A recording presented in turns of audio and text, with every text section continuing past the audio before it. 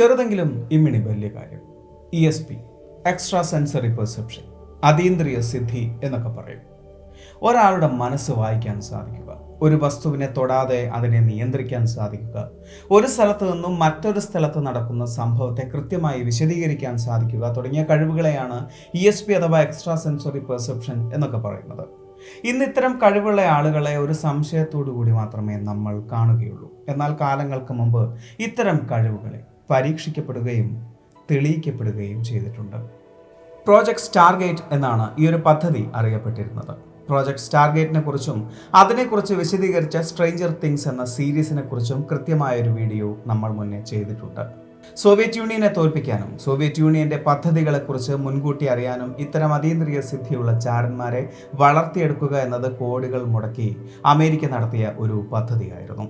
ഇത്തരം ഒരുപാട് പദ്ധതികൾ സോവിയറ്റ് യൂണിയൻ നടത്തിയതായും ചരിത്രം പറയുന്നുണ്ട്. വിചിത്രമായ ചില പദ്ധതികൾ കേൾക്കുമ്പോൾ തന്നെ അത്ഭുതം തോന്നുന്ന ഇത്തരം പ്രോജക്റ്റുകളിൽ ഒന്നാണ് പ്രോജക്റ്റ് അക്കോസ്റ്റിക് കിറ്റി.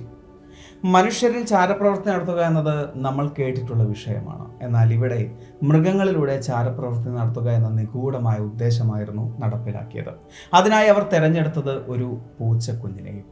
സോവിയറ്റ് യൂണിയന്റെ ചാരപ്രവൃത്തി തിരിച്ചറിയുക എന്നതായിരുന്നു ആ ഒരു പ്രോജക്റ്റിന്റെ ഉദ്ദേശവും. 1960 ഇങ്ങനൊരു പദ്ധതി നടപ്പിലാവുന്നത്. വെറും 1 മണിക്കൂർ മാത്രം ദൈർഘ്യമുള്ള ഒരു സർജറിയിലൂടെ ഒരു വെറ്ററിനറി സർജൻ ഒരു കുഞ്ഞു പൂച്ചക്കുട്ടിയുടെ ഇയർ കനാലിലേക്ക് ഒരു മൈക്രോഫോൺ ഘടിപ്പിച്ചു കൊടുക്കുന്നു. അതിനുശേഷം സംശയം തോന്നുന്നവർക്കിടയിലേക്ക് പൂച്ചക്കുട്ടിയെ ഇറക്കി വിടുകയും ചെയ്യും. പൂച്ചക്കുട്ടിക്ക് ചുറ്റുമുള്ള ശബ്ദം അത് റെക്കോർഡ് ചെയ്യുകയും ട്രാൻസ്മിറ്റ് ചെയ്യുകയും ചെയ്യുന്നു. അതോടെ അവിടെ നടക്കുന്ന രഹസ്യ ചർച്ചകൾ CIAക്ക് തിരിച്ചറിയാൻ സാധിക്കും. ഇതായിരുന്നു പദ്ധതി. അക്കോസ്റ്റിക് കിറ്റി എന്ന ഈ പദ്ധതിക്കായി അമേരിക്ക ചെലവാക്കിയത് $20 മില്യൺ. എന്നാൽ ആ പദ്ധതി വിജയകരമായിരുന്നു. അങ്ങനെ ഒരു പദ്ധതി ആദ്യമായി പരീക്ഷിക്കപ്പെടുന്നത് അമേരിക്കയിലെ വാഷിംഗ്ടൺ DC സോവിയറ്റ് എംബസിക്ക് മുമ്പിലുള്ള പാർക്കിലായിരുന്നു. അവിടെ 2 റഷ്യൻസ് സംസാരിക്കുന്നതിനിടയിൽ സംശയം തോന്നിയ CIA അവിടേക്ക് ആദ്യമായി തങ്ങളുടെ പരീക്ഷണ പൂച്ചക്കുട്ടിയെ ഇറക്കി വിടുകയായിരുന്നു. എന്നാൽ അവിടെ സംഭവിച്ചത് അവരുടെ പ്രതീക്ഷയ്ക്കും മുകളിലായിരുന്നു. ആ കൂട് തുറന്നപാട് വെപ്രാളപ്പെട്ട പൂച്ചക്കുട്ടി ഇറങ്ങി ഓടിയത് നേരെ ഒരു കാറിന് മുമ്പിലേക്കാണ്. അവിടെ ഒരു അപകടം സംഭവിക്കുകയും ചെയ്തു.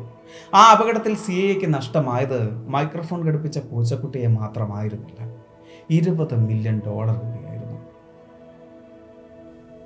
ഇത്തരത്തിൽ ഭ്രാന്തമായ ഒരുപാട് പദ്ധതികൾ ഉണ്ടായിരുന്നുവെങ്കിലും അതിൽ പ്രോജക്റ്റ് സ്റ്റാർഗേറ്റ് ഇന്നും ശരിയായിരുന്നോ തെറ്റായിരുന്നോ എന്ന് കൃത്യമായും ആർക്കും വിശദീകരിക്കാൻ സാധിക്കില്ല. റിമോട്ട് വ്യൂവിംഗ് എബിലിറ്റി ഉള്ള, അതായത് ഒരു സ്ഥലത്ത് നിന്നോ മറ്റൊരു സ്ഥലത്ത് എന്താണ് സംഭവിക്കുന്നത് എന്ന് കൃത്യമായി വിശദീകരിക്കാൻ കഴിവുള്ള ആളുകൾ, അവരെയാണ് റിമോട്ട് വ്യൂവിംഗ് എബിലിറ്റി ഉള്ളവർ എന്ന് പറയുന്നത്. ആ കഴിവിനെ വളർത്തിയെടുക്കാനുള്ള ഒരു പദ്ധതിയായിരുന്നു പ്രോജക്റ്റ് സ്റ്റാർഗേറ്റ്. പ്രോജക്റ്റ് സ്റ്റാർഗേറ്റിനെ കുറിച്ചുള്ള വീഡിയോയിൽ ഞാൻ പറഞ്ഞിരുന്നു 1995 തന്നെ അത് ഷട്ട് ഡൗൺ ചെയ്തതായി പറയപ്പെടുന്നു എന്ന്.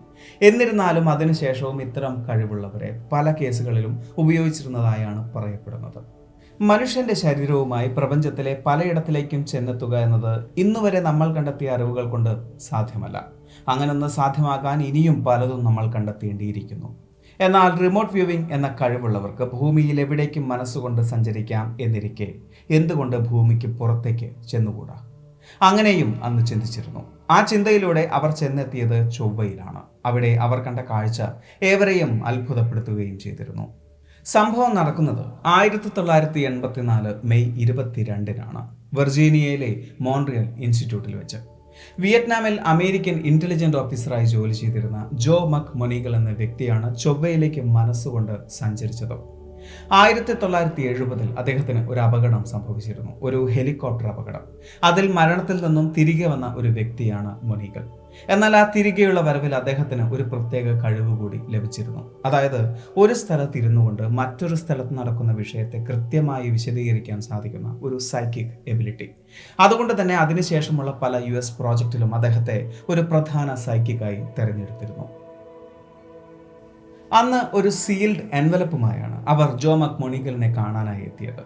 തന്റെ പോക്കറ്റിലിരിക്കുന്ന ആ എൻവലപ്പിൽ പറയുന്ന വിഷയത്തെ വിശദീകരിക്കുക എന്നതായിരുന്നു അവർ മൊനീഗലിനോട് ആവശ്യപ്പെട്ടത്. അല്പനേരം കണ്ണടച്ചിരുന്നുകൊണ്ട് അദ്ദേഹം പറഞ്ഞു, ആ എൻവലപ്പിൽ ഒരു ജോഗ്രഫിക്കൽ കോർഡിനേറ്റ്സ് ആണ് തനിക്ക് കാണാൻ സാധിക്കുന്നത് എന്ന്. എങ്കിൽ മനസ്സുകൊണ്ട് അങ്ങോട്ടേക്ക് സഞ്ചരിക്കൂ എന്നതായിരുന്നു അദ്ദേഹത്തിന് ലഭിച്ച ദൗത്യം. കണ്ണടച്ചുകൊണ്ട് മൊനീഗൽ പറഞ്ഞത് ഇതൊരു വലിയ കണ്ടെത്തലാണ് എന്നാണ്.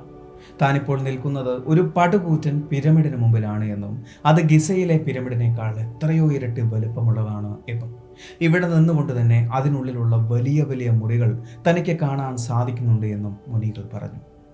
എന്താണ് ആ പിരമിഡിനുള്ളിൽ നടക്കുന്നത്? അവർ ചോദിച്ചു. അതിനു മറുപടിയായി മുനികൾ പറഞ്ഞു, എനിക്ക് പിരമിഡ് മാത്രമല്ല, ഇവിടെ ഒരു കൂട്ടം വ്യത്യസ്തരായ മനുഷ്യരെയും കാണാൻ സാധിക്കുന്നുണ്ട്. എന്നാൽ അവർ നമ്മളെപ്പോലെയുള്ള മനുഷ്യരല്ല. 10 അടിയോളം ഉയരമുള്ളവരാണ്, മെലിഞ്ഞവരാണ്. മനുഷ്യരുടെ പ്രൊപ്പോർഷൻ ഉണ്ട് എങ്കിലും വളരെയധികം മെലിഞ്ഞ് നീണ്ടവർ. അവരെ നിഴൽ മനുഷ്യർ എന്നാണ് അദ്ദേഹം അഭിസംബോധന ചെയ്തത്, ഷാഡോ പീപ്പിൾ. അവർ കൂട്ടത്തോടുകൂടി പിരമിഡിനുള്ളിലേക്ക് സഞ്ചരിക്കുകയാണ്. എന്തിൽ നിന്നും രക്ഷ നേടാൻ വേണ്ടിയാണ് അവർ പിരമിഡിനുള്ളിലേക്ക് സഞ്ചരിക്കുന്നത് എന്നും അദ്ദേഹം പറഞ്ഞു. അവർ എന്തിൽ നിന്നും രക്ഷ നേടാനാണ് ശ്രമിക്കുന്നത്? അവരോടൊന്ന് ചോദിക്കൂ, അവർ പറഞ്ഞു. അതിന് മറുപടിയായി മുനികൾ പറഞ്ഞത്, ഒരു വലിയ കൊടുങ്കാറ്റിനെയും പേമാരിയെയുമാണ് അവർ ഭയക്കുന്നത് എന്നും അതിൽ നിന്നും രക്ഷ നേടാനാണ് അവർ അങ്ങനെ ഒരു പിരമിഡ് ഉണ്ടാക്കിയത് എന്നും അദ്ദേഹം പറയുന്നു. ഇനിയുള്ള വർഷങ്ങൾ അതിനുള്ളിൽ ഉറങ്ങാൻ പോവുകയാണ് എന്നാണ് അവർ മറുപടി പറഞ്ഞത്. അത് ചിലപ്പോൾ ഒരു ഹൈബർനേഷനെ കുറിച്ചായിരിക്കാമെന്ന് അദ്ദേഹം അഭിപ്രായപ്പെടുന്നു. മറ്റൊരു കാര്യം കൂടി അവർ പറയുന്നു, ഇതിനേക്കാൾ നല്ല താമസിക്കാൻ പറ്റിയ സ്ഥലം അന്വേഷിച്ച് അവരിൽ ഒരു കൂട്ടം പുറത്തേക്ക് പോയിട്ടുണ്ട് എന്നും അവരുടെ വരവിനായി ഇവർ കാത്തിരിക്കുകയാണ് എന്നും. തിരികെ ബോധത്തിലേക്ക് വന്ന മുനികൾ ചോദിച്ചു, ഞാൻ എങ്ങോട്ടേക്കാണ് പോയത്? അതിന് മറുപടിയായി മോണിറ്റർ നൽകിയത് പൊട്ടിക്കാത്ത ആ എൻവലപ്പായിരുന്നു. ആ എൻവലപ്പ് പൊട്ടിച്ച് വായിച്ച മുനികൾ അത്ഭുതപ്പെട്ടു പോയി. അതിൽ മെൻഷൻ ചെയ്തത് ഭൂമിയിലെ കോർഡിനേറ്റ്സ് ആയിരുന്നില്ല, അത് ചൊവ്വയിലേതായിരുന്നു. പോകേണ്ട കാലഘട്ടം 1 മില്യൺ BC. അതായത് 1 മില്യൺ BC-യിൽ ചൊവ്വയിലുണ്ടായിരുന്ന മനുഷ്യരെ പോലുള്ള ജീവജാലങ്ങളെയാണ് താൻ നേരിട്ട് കണ്ടത് എന്ന് മുനികൾ മനസ്സിലാക്കി. താൻ പറഞ്ഞ വിഷയങ്ങളൊന്നും അദ്ദേഹത്തിന് ഓർമ്മയുണ്ടായിരുന്നില്ല, എന്നാൽ എല്ലാം റെക്കോർഡ് ചെയ്യപ്പെട്ടിരുന്നു. അതെല്ലാം കേട്ട മുനികൾ ആകെ ഭയന്നു പോവുകയായിരുന്നു. ഇത്തരം അനുഭവങ്ങൾ ചിലപ്പോൾ നമ്മെ സംബന്ധിച്ച് വെറും കെട്ടുകഥകൾ മാത്രമായിരിക്കാം. എന്നാൽ CIA പുറത്തുവിട്ട പ്രൊജക്ട് സ്റ്റാർഗേറ്റിന്റെ ആയിരക്കണക്കിന് അനുഭവങ്ങളിൽ ഒന്ന് മാത്രമാണിത്. ഭൂമിയിൽ കാണാതായ അന്തർവാഹിനികളെയും മറ്റും ഇത്തരം സൈക്കിക്കുകൾ കണ്ടെത്തിയതായി പലരും പറയപ്പെടുന്നു. ഇത്തരം കഴിവുള്ളവർ ചൊവ്വയിലേക്ക് മാത്രമല്ല ജൂപ്പിറ്ററിലേക്കും സന്ദർശിച്ചതായും കഥകളുണ്ട്.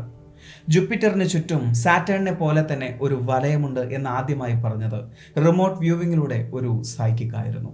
അന്ന് അദ്ദേഹത്തെ പലരും കളിയാക്കിയിരുന്നു. എന്നാൽ പിന്നീട് ശാസ്ത്രം തന്നെ അതിനെ അംഗീകരിച്ചു. സാറ്റേണിനെ പോലെ അത്ര വലിയൊരു വലയമല്ല എങ്കിലും ജൂപ്പിറ്ററിന് ചുറ്റും ഒരു വലയമുണ്ട് എന്ന്. റിമോട്ട് വ്യൂവിങ്ങിലൂടെ എല്ലാം വിശദീകരിക്കാൻ സാധിക്കും എന്നൊരു അഭിപ്രായം എനിക്കില്ല. എന്നാൽ കൃത്യമായ നിരീക്ഷണത്തിലൂടെ മനസ്സിലാക്കാൻ സാധിച്ചത് റിമോട്ട് വ്യൂവിങ്ങിലൂടെ പറഞ്ഞതിൽ 40% യാഥാർത്ഥ്യം തന്നെയായിരുന്നു എന്നാണ്.